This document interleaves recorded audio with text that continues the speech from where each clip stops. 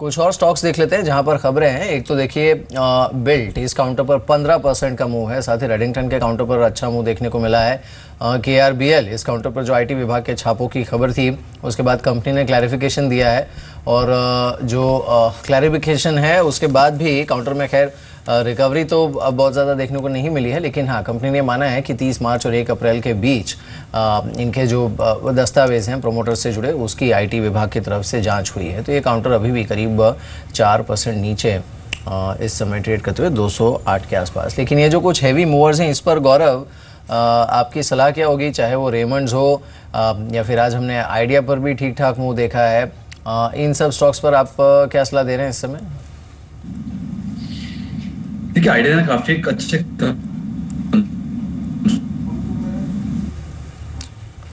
I think हमसे एक बार फिर बात करेंगे। इस बीच आपके स्क्रीन पर आप देखें बिल्ट ऑलमोस्ट डे हाई पर 1580 के स्तर पे, रेमंड्स अगर आप देखें 418 के स्तर पे कारोबार कर रहा है। और आगे बढ़िए तो आप टेक्सटाइल स्टॉक्स का थोड़ा सा आगे बढ़ते हैं। टाटा पावर 6845 पे कारोबार कर रहा है, करीब 5% ऊपर, यहाँ पे काफ़ी अच्छा खासा मूव है। और उसके बाद अदानी पावर, ये आपकी स्क्रीन पे लगभग शुरू में काफ़ी स्ट्रॉन्ग खुला था, लेकिन थोड़ा सा रिट्रेस हो गया। प्लीज़ गौरव अपनी बात पूरी करिएगा।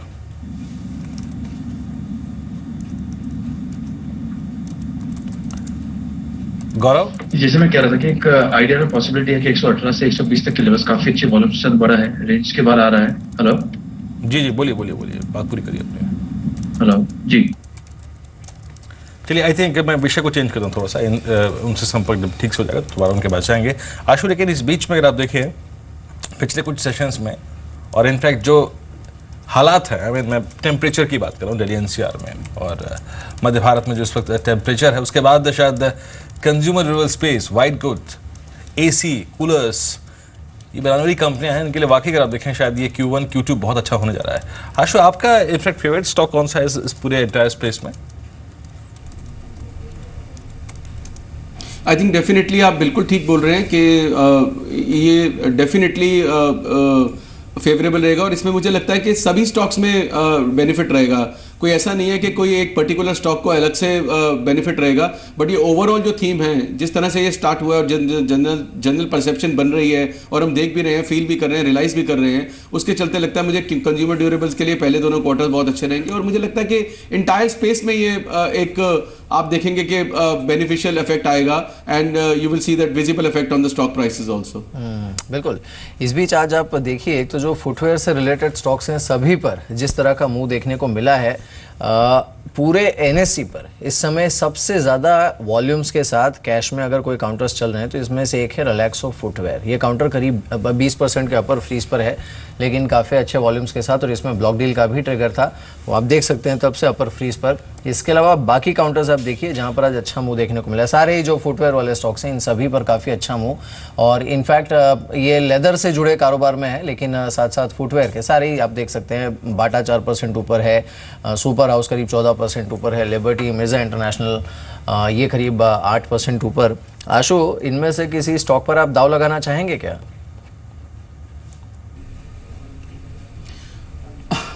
Not really. I think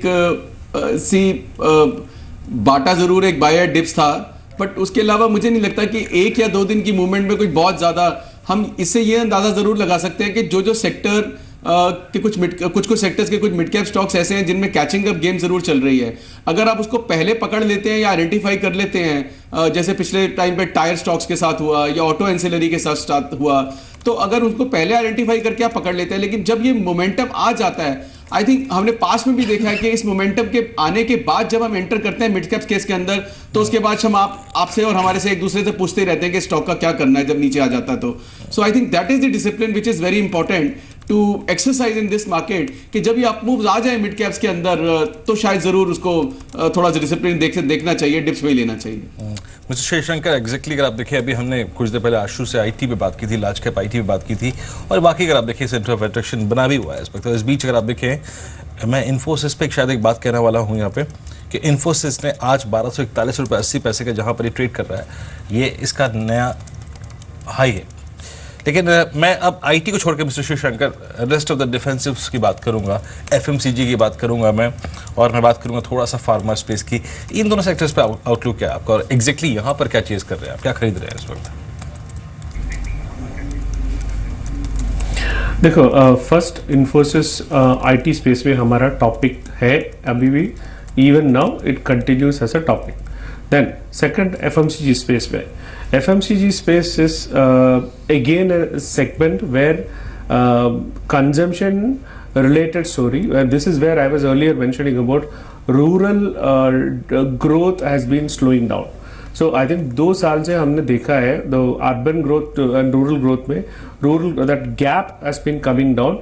rural growth का वो नीचे आ रहा था थोड़ा, growth was coming down. Now if our expectation is that after 2 bad monsoons, next year it will be rather FY17 में monsoon will be good. If that's the case, you should also see a revival in the demand growth happening in FMCG.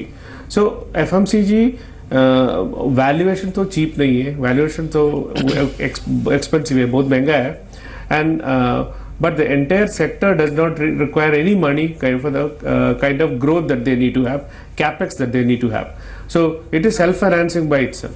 So we like that sector, though we and continue to have a overweight in that particular sector. For at least for the last 2 months that we have an overweight in financial FMCG. Now coming back to pharma, within pharma, a lot of stocks have actually corrected. In हमारा top picks में there are 3 stocks. We like Glenmark, we like Aurobindo, we like Jubilant Life Sciences. ये तीनों stocks में हमको हमारा top picks में है. This is a buy for us, and we continue to like these 3 stocks. And इसमें भी corrections देखा है, from Glenmark after crossing 1,000, how it has corrected down. Similarly, Aurobindo when it is corrected, and so is Jubilant. But Jubilant recovery भी sharp देखा है हमने. So the pharma space में a lot of stocks are going to the large amount of profits actually doesn't come from the Indian operations itself. It comes from a lot of one-offs in the US and in the developed world. So if we are continuing to see FDA related issues, FDA inspection related issues, 483s, observations and various other things, the remediations is going to take time. Sometimes exports from certain plants will get shut. So there will be a correction. We are seeing the entire sector seeing certain corrections. So our view is it's going to be stock specific and not sector specific. So individual stocks may impact होएगा, and our preferred picks are the 3.